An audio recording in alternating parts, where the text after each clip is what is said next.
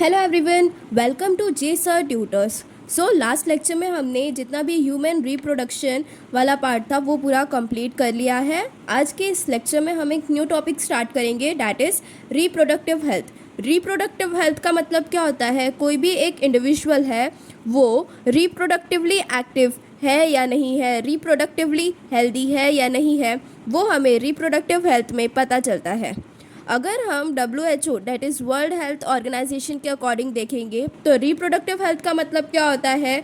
कोई भी एक पर्सन का total wellbeing in all aspects of reproduction, जिसमें हमारा emotional, behavioural, physical and social health जो है वो इंक्लूड हो रहा है। मतलब हम इमोशनली कैसा एक्ट कर रहे हैं, हमारा बिहेवियर कैसा है, हम सोशली हेल्दी है कि भी नहीं है, ये सभी की सभी चीज़ें according to WHO reproductive health में ही इंक्लूड करते हैं।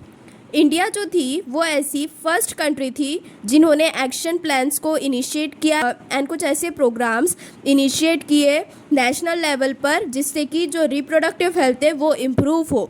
एंड ये जो प्रोग्राम्स है वो करंटली अभी कौन ऑपरेट कर रहा है? RCH that is reproductive and child health care जो है वो जितने भी प्रोग्राम्स है वो सभी क्या कर रहा है? अभी ऑपरेट कर रहा है। So, reproductive health, according to WHO, reproductive health is the total well-being in all aspects of reproduction, which includes the emotional, behavioral, physical, and social health. India was amongst first country to initiate action plans and programs at a national level to improve reproductive health. These programs are currently operated under Reproductive and Child Health Care, that is RCH. The goals of reproductive health include, अब ये जो reproductive child health care है उनके goals क्या क्या होते हैं?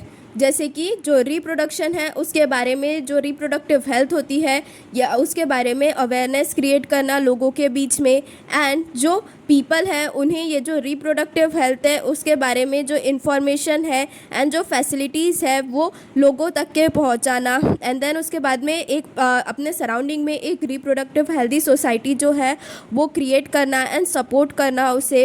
And ये जो इनफर्टिलिटी रेट होता है, इन्फेंट मोर्टिलिटी रेट होता है, मैटरनल मोर्टिलिटी रेट होता है, इनमें चेंजेस लाने के लिए जो हमारा रिप्रोडक्टिव चाइल्ड हेल्थ केयर है ये सभी इसके ये क्या होते हैं? गोल्स होते हैं।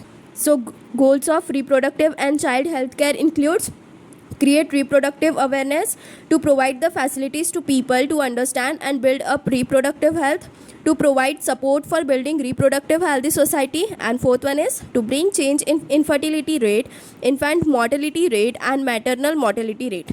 The goals of reproductive and child health care, it can be achieved by sex education in schools. जैसे जब हम हायर क्लासेस में होते हैं हमें जो रिप्रोडक्शन चैप्टर है ये दिया हुआ रहता है, बट बहुत सारे जो फैकल्टीज़ होती है वहाँ पर वो ये लेसन को एक्सप्लेन नहीं करते हैं, बट उन्हें ये जो चीज़ें होती है सेक्स एजुकेशन जो है वो स्कूल में ही देना चाहिए जिससे कि बच्चों में भी अवेयरनेस जो है वो क्रिएट हो एंड उन्हें जो ये रिप्रोडक्टिव हेल्थ होता है उनके बारे में पता चले by audio visual aids. And बहुत सारे अभी ऐसे एड्स वगैरह भी आते हैं जिससे कि हम उन्हें देखते हैं एंड हमें अवेयरनेस क्रिएट होती है by educating the younger generation about birth control, prenatal and postnatal care। जैसे जितनी भी हमारी यंगर जनरेशन्स आ रही है तो जो वो अननेसेसरी बर्थ हो रहे हैं तो वो बर्थ को हम कैसे कंट्रोल करके रखेंगे। एंड प्री नाटल का मतलब क्या होता है?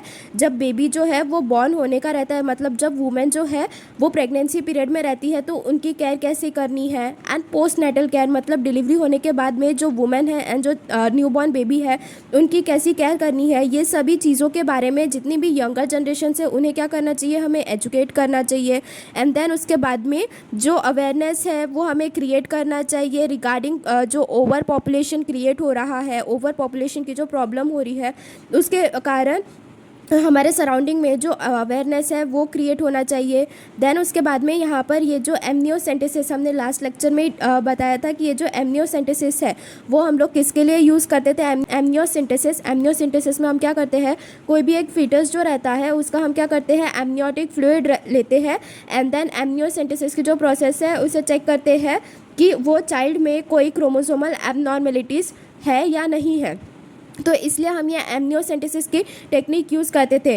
बट अभी के ज़माने में ऐसा हो रहा था कि जो एमनियोसेंटेसिस की टेक्निक है वो sex of the baby determine करने के लिए लोग यूज़ कर रहे थे, इसलिए इंडिया में एंड कुछ फॉरेन कंट्रीज़ में ये जो एमनियोसेंटेसिस की प्रोसेस है वो बैन हो गई है। इसलिए इसके बारे में भी जो अपकमिंग जनरेशन्स है उनमें अवेयरनेस क्रिएट होना चाहिए। एंड देन उसके बाद में चाइल्ड इम्यूनाइजेशन, मतलब कि जैसे जो चाइल्ड है वो डेवलपिंग स्टेज में रहता है तो उनकी इम्यूनिटी कैसे स्ट्रांग होगी। जब चाइल्ड जो है उसका बर्थ हो जाता है उसके बाद में हर 3 से 4 महीने पर उन्हें कोई ना कोई वैक्सीन दी जाती है, जैसे कि पोलियो वैक्सीन वगैरह, ताकि उनका जो इम्यूनिटी है वो स्ट्रांग रहे एंड वो कोई भी डिसीज़ से अफेक्ट ना हो। तो इसके बारे में भी जो अपकमिंग जनरेशन है या फिर जो यंगर जनरेशन है उनमें अवेयरनेस क्रिएट होना चाहिए। ठीक है, सो यहाँ पर क्या आ जाएंगे हमारे पास में the goals of reproductive and child health care. It can be achieved by first sex education in schools, second by audio visual aids, third by educating the younger generation about birth control, prenatal and postnatal care, fourth awareness about problems of overpopulation, fifth awareness about ban of amniocentesis, and sixth is awareness about child immunization। ठीक है, सो यहाँ पर अभी हमने notes की help से हर एक points cover किए हुए हैं। एक बार इसे हम अभी टेक्स्ट बुक से भी रीड कर लेते हैं। Reproductive health. According to World Health Organization, reproductive health means total well-being in all aspects of reproduction, its emotional, behavioral and social aspects along with the physical ones. Therefore, a society with people having physically and functionally normal reproductive organ and normal emotional and behavioral interactions amongst them in all sex-related aspects might be called as reproductively healthy society. Reproductively active society हम किसे कहेंगे?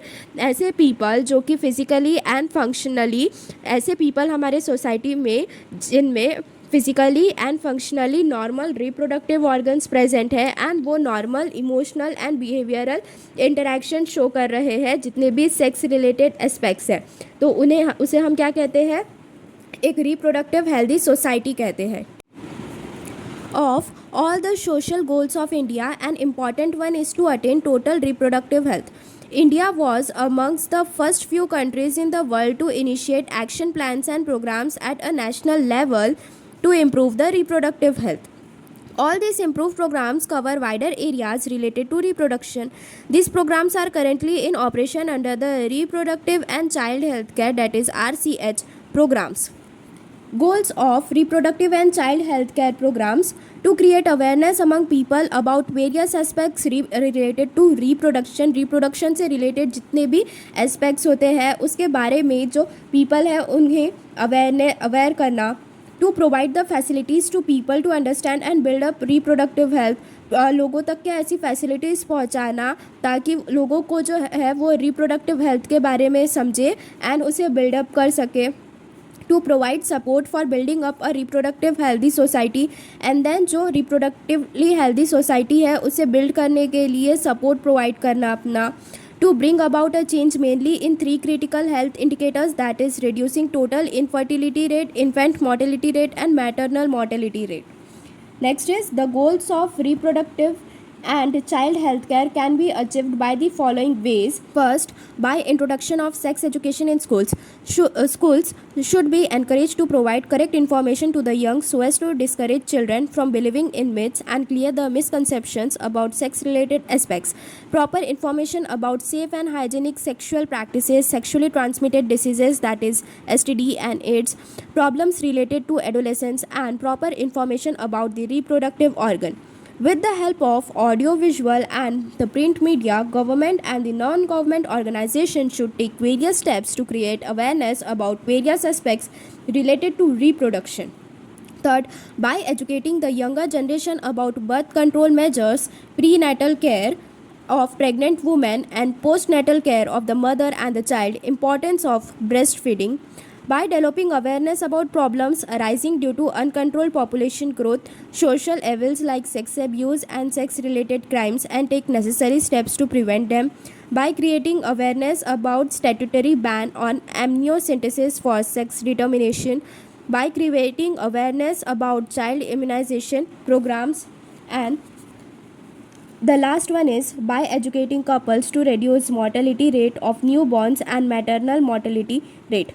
The population in India, which was approximately 35 million at the time of independence, reached close to a billion mark by 2000 and crossed 1.2 billion in May 2011.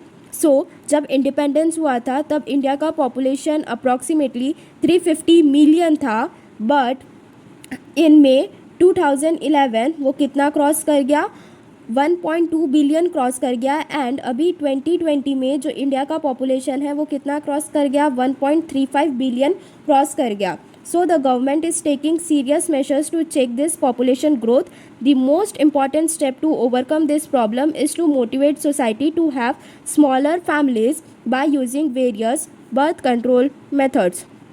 So जो हम दो हमारे दो का act है वो गवर्नमेंट ने इनिशिएट किया था ताकि जो पॉपुलेशन है वो धीरे धीरे कम हो. ठीक है, यह है आज के इस लेक्चर में हम बर्थ कंट्रोल जो टॉपिक है वो स्टार्ट करेंगे. ये जो बर्थ कंट्रोल है ये क्या होते हैं, ऐसे मेजर्स होते हैं जो कि क्या करेंगे, फर्टिलाइजेशन को प्रिवेंट करते हैं. तो इसे हम क्या कहते हैं, कॉन्ट्रासेप्टिव्स कहते हैं. ठीक है. एंड बर्थ कंट्रोल में क्या होता है कि जो अनवांटेड प्रेगनेंसी या फिर ये जो अनवांटेड फर्टिलाइजेशन की प्रोसेस होती है उसे हम क्या करते हैं, कंट्रोल करते हैं. एंड जिस चीज़ से हम कंट्रोल करते हैं उसे हम क्या कहते हैं, कॉन्ट्रासेप्टिव्स कहते हैं. ठीक है. अगर हम कॉन्ट्रासेप्टिव्स की बात करेंगे या फिर एक आइडियल कॉन्ट्रासेप्टिव के कैरेक्टरिस्टिक्स की बात करेंगे तो वो कैसा होना चाहिए, इजीली अवेलेबल होना चाहिए, यूज़र फ्रेंडली होना चाहिए, मतलब कि वो कहीं पर भी हमें मिल जाना चाहिए एंड हर एक पर्सन को यूज़ करते आना चाहिए इजीली वो. एंड देन उसके जो इफ़ेक्ट्स हैं वो अच्छे होने चाहिए एंड साइड इफ़ेक्ट्स तो बिल्कुल भी नहीं होना चाहिए. तो उसे हम क्या कहेंगे, एक आइडियल कॉन्ट्रासेप्टिव कहेंगे. ठीक है. Birth control. The birth control measures which prevent fertilization are called as contraceptives. It helps to prevent unwanted pregnancies. Characteristics of an ideal contraceptives are easily available, user friendly, effective and no or least side effects. Contraceptive methods are of two types, temporary contraceptive method and permanent contraceptive method. अब हमने ये जो contraceptives देखे तो इनकी ये जो contraceptive method होती है वो दो टाइप की होती है. एक टेम्पररी कॉन्ट्रासेप्टिव मेथड होती है and second permanent contraceptive method होती है. तो आज के इस लेक्चर में हम टेम्पररी कॉन्ट्रासेप्टिव मेथड देखेंगे. ठीक है. एंड नेक्स्ट लेक्चर में देन हम परमानेंट कॉन्ट्रासेप्टिव मेथड जो है वो डिस्कस करेंगे. Starting with temporary contraceptive method which includes natural method और सेफ मेथड और रिदम मेथड. नेचुरल मेथड या फिर सेफ पीरियड, इसमें क्या होता है, सेफ पीरियड किसे कहते हैं. जब हमने मेंस्ट्रुअल साइकिल देखी थी, मेंस्ट्रुअल साइकिल में हमने देखा था कि 14 डे जो होता है वो हमारा ओव्यूलेशन का डे होता है, जब सेकेंडरी oocyte जो है वो रिलीज आउट होता है from the ruptured Graafian follicle. तो जो ओव्यूलेशन वाला डे होता है that is 14 day of menstrual cycle. ऐसे तो हमने देखी कि जो पूरी मेंस्ट्रुअल साइकिल है वो 28 डेज़ की होती है. तो 14 डे जो ओव्यूलेशन वाला डे है वहाँ पर जब सेकेंडरी oocyte रिलीज़ होता है तब फर्टिलाइजेशन के जो चांसेस है वो तो ज़्यादा ही होंगे. मेंस्ट्रुअल साइकिल के एक वीक पहले या फिर एक वीक बाद वाला जो पीरियड होता है उसे हम क्या कहते हैं, सेफ पीरियड कहते हैं, जो कि एक नेचुरल मेथड के जैसे यूज़ होता है for intercourse. A week before और week after menstrual bleeding is considered as safe period. ये देखो यहाँ पर जैसे ये 0 से 28 डे आ गया. ठीक है. देन 14 डे पे ओवुलेशन की प्रोसेस हो रही है. फर्स्ट टू 5 डेज में यहाँ पर क्या हो रहा है, मेंस्ट्रुअल ब्लीडिंग हो रही है. तो 14 डे ओवुलेशन वाला डे होता है तो तब तो बिल्कुल भी इंटरकोर्स नहीं होना चाहिए, बिकॉज तब सेकेंडरी oocyte जो रिलीज आउट होता है ग्राफियन फॉलिकल से वो कैसा हो जाएगा, फिर स्पर्म आ जाएगा उसके कॉन्टैक्ट में तो फर्टिलाइजेशन की प्रोसेस हो जाएंगी.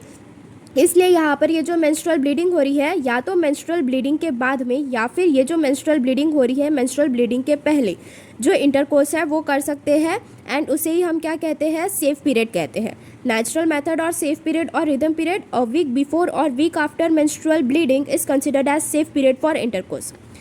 नेक्स्ट इज coitus interruptus और the withdrawal of penis. So at the time of intercourse जब मेल्स है उन्हें जब पता चल जाता है कि इजैकुलेशन की प्रोसेस होने वाली है तो मेल्स क्या करेंगे, उनके पेनिस को विड्रॉल कर लेते हैं from vagina just before ejaculation. And जो प्री इजैकुलेटरी फ्लूइड होता है अब प्री इजैकुलेटरी फ्लूइड में इजैकुलेटरी डक्ट के पहले हमारे पास में बल्बो यूरेथ्रल ग्लैंड्स आते थे, तो उनके भी सिक्रीशंस होते थे सीमेन में, तो वहाँ पर भी तो स्पर्म प्रेजेंट होता है। तो इसलिए ये जो प्री इजैकुलेटरी फ्लूइड होता है वहाँ पर भी स्पर्म प्रेजेंट होता है। तो इसलिए ये जो कॉइटस इंटरप्टस की प्रोसेस है ना वो सेफ नहीं हो सकती है, बिकॉज यहाँ पर भी जो फर्टिलाइजेशन के चांसेस हैं वो हो सकते हैं। बेसिकली कॉइटस इंटरप्टस में क्या होता है कि पेनिस जो है वो विड्रॉल कर लेता है male person from vagina just before ejaculation, उसे हम क्या कहेंगे, कॉइटस इंटरप्टस कहेंगे। एंड ये वाली जो अभी जो प्रोसेस है वो कैसी है, सेफ नहीं है, बिकॉज इनमें भी जो प्री इजैकुलेटरी फ्लूइड रहता है उसमें कुछ स्पर्म्स प्रेजेंट होते हैं इसलिए। So coitus interruptus or the withdrawal of penis from vagina just before ejaculation by the male person. Pre-ejaculatory fluid may contain sperm, so it's not safe. Next we have is lactational amenorrhea. Lactational amenorrhea क्या होता है, pregnancy के बाद में जो female lactation period में रहती है, जब फीमेल मिल्क का प्रोडक्शन करती है up to 6 months after pregnancy, तब क्या होता है उनमें मेंस्ट्रुअल साइकिल जो है वो स्टॉप रहती है, तो उसे ही हम क्या कहते हैं, लैक्टेशनल एमिनोरिया कहते हैं। और मेंस्ट्रुअल साइकिल अगर स्टॉप होगी तो जो फर्टिलाइजेशन की प्रोसेस है इसलिए वो नहीं होती है। Absence of lactational amenorrhea, absence of menstruation during lactation period of mother. This method also has high chances of failure. इसमें भी बहुत ज़्यादा हाई चांसेस होते हैं फेलियर के, ठीक है। नेक्स्ट है हमारे पास में केमिकल मेथड। केमिकल मेथड में क्या होता है, केमिकल मेथड में क्या आ जाएंगे, स्पर्मिसाइड्स आ जाते हैं, ठीक है। सो केमिकल मीन्स में क्या आ जाते हैं, स्पर्मिसाइड्स आ जाते हैं, जैसे कि फोम्स हो गए, क्रीम्स हो गई, टैबलेट्स, जेलीस वगैरह।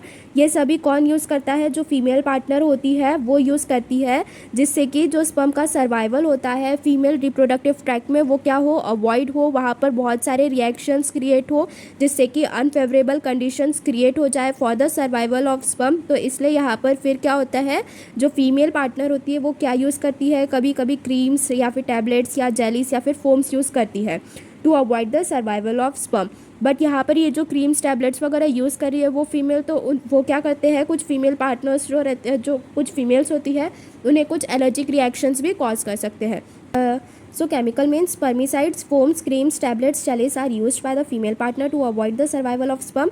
It may cause allergic reaction. Then next one is the mechanical means, that is the barrier method. Barrier method मतलब कि sperm और ovum को रोक के रखने के लिए वहाँ पर कुछ barriers present होंगे, जैसे कि यहाँ पर एक बैरियर है, यहाँ से स्पर्म आ रहा है एंड यहाँ से ओवम आ रहा है, तो ये बैरियर क्या करेगा, स्पर्म और ओवम के कॉन्टैक्ट को रोक के रखने का फंक्शन परफॉर्म करता है, ठीक है।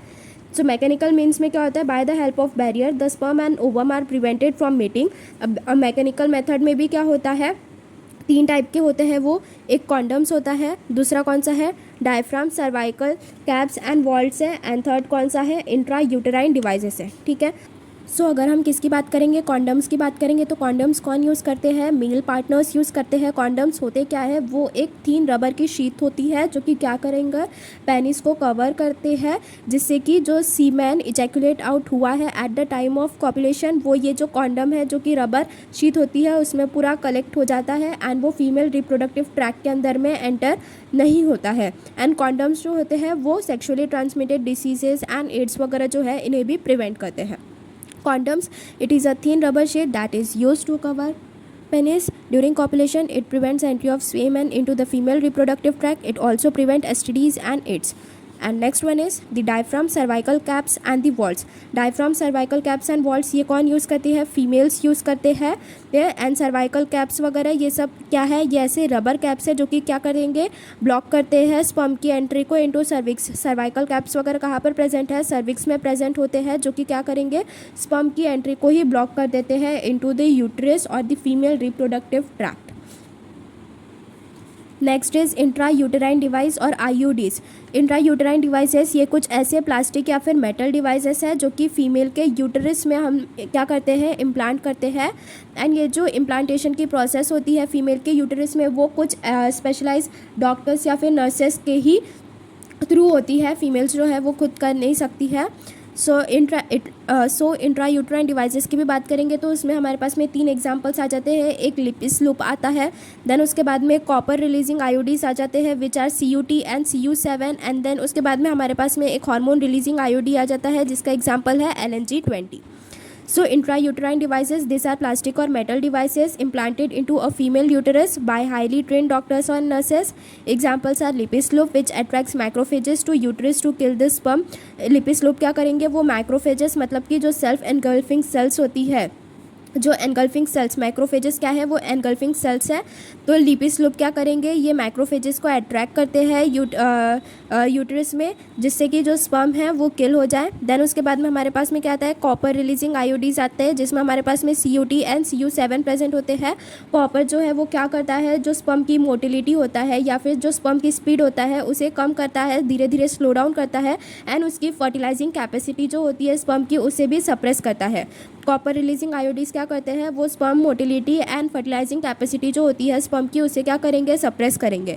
देन नेक्स्ट हमारे पास में कौन सा है, हार्मोन रिलीजिंग आयोडी है। हार्मोन रिलीजिंग आयोडी में हमारे पास में क्या है प्रेजेंट, LNG-20 प्रेजेंट है, जो कि क्या करता है, यूटेरस को ही अनसुटेबल बना देता है स्पर्म के लिए एंड प्रेगनेंसी को डिले करता है। LNG-20 क्या करता है, वो यूटेरस को अनसुटेबल बना देता है स्पर्म के लिए एंड इट डिलेज प्रेगनेंसी। ठीक है। Intrauterine devices, this are plastic और metal devices implanted into a female uterus by highly trained doctors and nurses. Lipis loop attracts macrophages to uterus to kill sperms. COT CU7 copper releasing iodide suppresses sperm motility and the fertilizing capacity. Hormone releasing iodide, that is LNG-20, it makes uterus unsuitable for sperm and delays pregnancy. Then next हमारे पास में कौन सा है, physiological और oral devices. Physiological हम लोग oral devices भी कहते हैं। ओरल डिवाइसेस मतलब कि यहाँ पर ओरल टैबलेट्स प्रेजेंट होंगी।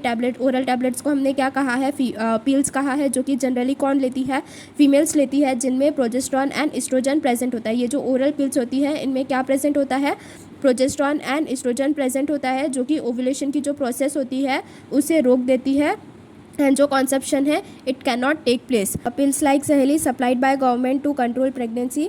सो गवर्नमेंट्स ने एक पिल सप्लाई किया है, डैट इज सहेली, जिससे कि जो ये प्रेगनेंसी है वो कंट्रोल हो पाए। फिजियोलॉजिकल और oral devices, oral tablets called pills used by females, it contain progesterone and estrogen, it prevent ovulation so conception cannot take place. pills like सहेली supplied by government to control pregnancy. then उसके बाद में other contraceptives की अगर हम लोग बात करेंगे तो अदर कॉन्ट्रासेप्टिव्स में हमारे पास में एक बर्थ कंट्रोल इम्प्लांट आता है। बर्थ कंट्रोल इम्प्लांट क्या है, ये एक थिन रॉड लाइक स्ट्रक्चर है जो कि एक मैचस्टिक के साइज़ का होता है एंड वो कहाँ पर हम इंसर्ट करते हैं, कहाँ पर वो इम्प्लांट करते हैं, जो अपर आर्म का स्किन उसके अंदर में हम क्या करते हैं, उसे इम्प्लांट करते हैं। और ये सिर्फ जो इम्प्लांट का बर्थ कंट्रोल इम्प्लांट है वो सिर्फ और सिर्फ फीमेल्स में ही होता है। ठीक है। Other contraceptives, birth control implant is a contraceptive used by the female. It is a thin tiny rod like structure about the size of a matchstick. It is implanted under the skin of the upper arm. ठीक है। सो यहाँ पर जितने भी हमारा birth control था, temporary contraceptive थे birth control के लिए, वो हमने आज के इस लेक्चर में डिस्कस किया हुआ है, नोट्स के हेल्प से किया हुआ है। तो अगर आपको नोट्स की हेल्प से चीज़ें याद करनी है देन नोट्स डाउनलोड करने की लिंक नीचे डिस्क्रिप्शन बॉक्स में दी हुई है। एंड अगर आपको वीडियो पसंद आ रही है देन ज़्यादा से ज़्यादा अपने फ्रेंड्स के साथ में शेयर कीजिए। एंड एक बार अभी हम इसे टेक्स्ट बुक से भी रीड कर लेते हैं। Birth control, the birth control measures which deliberately prevent fertilization are referred as contraceptive. The contraceptive method help to prevent unwanted pregnancy. An ideal contraceptive should be easily available, user friendly, effective and with no or less side effects. Contraceptive methods are of two main types, that is temporary and permanent. Temporary methods, these are of following types. First is natural method, also known as safe period or rhythm period. In the natural method, the principle of avoiding chances of fertilization is used. A week before or a week after the menstrual bleeding is considered the safe period for sexual intercourse. This idea is based on the fact that the ovulation occurs on the 14th day of menstrual cycle. Its drawback lies in having a high rate of failure. Next one is coitus interruptus or withdrawal. In this method, the male partner withdraws his penis from the vagina just before ejaculation so as to avoid insemination. This method also has some drawbacks as the pre-ejaculation fluid may contain sperm and this can cause fertilization. Third one is lactational amenorrhea, that is absence of menstruation. This method is based on the fact that ovulation does not occur during the period of intense lactation following parturition. Therefore, as long as the mother breastfeeds the child fully, chances of conception are almost negligible. However, this method also has high chances of failure. Next one is chemical means, that is spermicides. In this method, chemicals like foam, tablets, gels, and creams are used by the female partner. Before sexual intercourse, if the chemicals are introduced into the vagina, they adhere to the mucous membrane, immobilize, and kill the sperm. It may cause allergic reaction. This method also has chances of failure.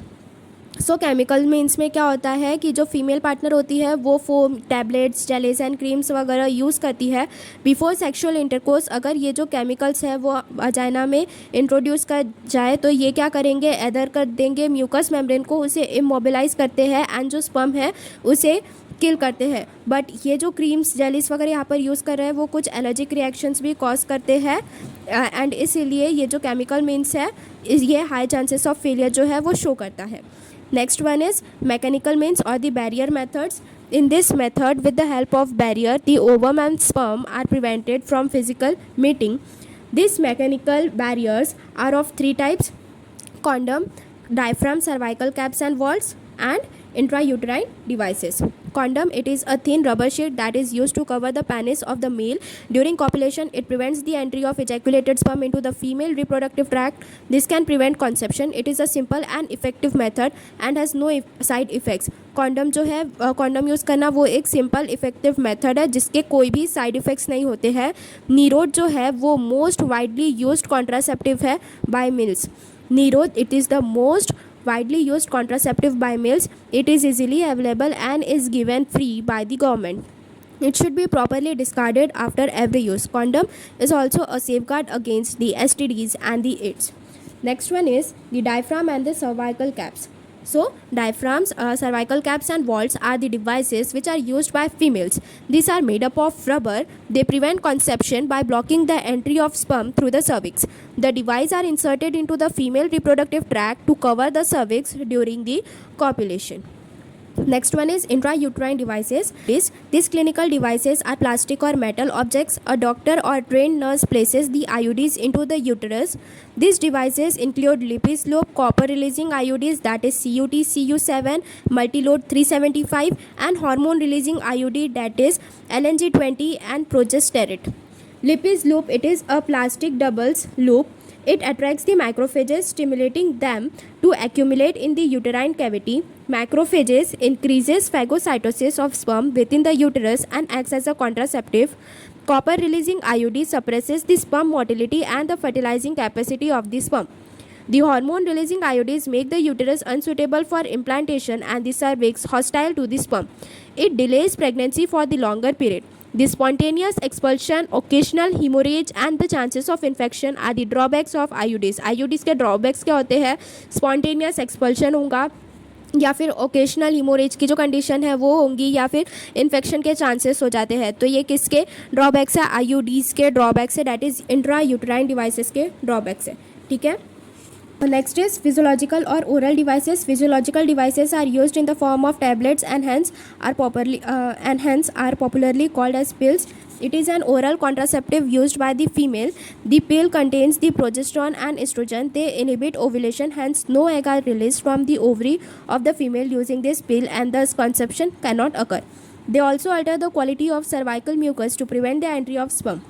The pills have side effects such as pills जो females consume करती है through mouth to avoid the fertilization, उनके कुछ side effects होते हैं such as nausea, weight gain, tenderness of breast and slight blood loss between menstrual period. The pill Saheli is an oral contraceptive for females which is non-steroidal. सहेली कैसा है? एक वो non-steroidal pill है. सहेली is to be taken once in a week. सहेली को लेते हैं. These pills are sponsored by the government. Then the last temporary contraceptive method we have is other contraceptives, which includes the implant in a female. The birth control implant is a contraceptive used by the female. It is a tiny thin rod about the size of a matchstick. It is implanted under the skin of the upper arm. Upper arm की जो skin है उसके अंदर में ये एक tiny matchstick जैसा structure होता है, उसे हम implant करेंगे. इसमें प्रोजेस्ट्रॉन एंड एस्ट्रोजन प्रेजेंट होता है. Their mode of action is similar to that of pill and इसका भी जो मोड ऑफ एक्शन होता है, जो ये इम्प्लांट है इसका जो मोड ऑफ एक्शन है वो सेम होता है पिल्स की तरह. एंड ये क्या करते हैं? प्रेगनेंसी को प्रिवेंट करते हैं 3 से 4 साल तक के. ठीक है। सो आज के इस लेक्चर में जितनी भी वो टेम्प्रेरी कॉन्ट्रासेप्टिव मेथड्स थी वो हमने कवर कर लिया है। नेक्स्ट लेक्चर में हम जो परमानेंट कॉन्ट्रासेप्टिव मेथड्स है वो डिस्कस करेंगे। नोट्स के हेल्प से मैंने हर एक पॉइंट्स कवर किए हुए हैं टेक्स्ट बुक से, तो अगर आपको नोट्स के हेल्प से पढ़ना है देन नोट्स डाउनलोड करने की लिंक नीचे डिस्क्रिप्शन बॉक्स में दी हुई है। And if you like the video please like share and subscribe our channel, and if you are having any queries then do message in the comment box. Thank you.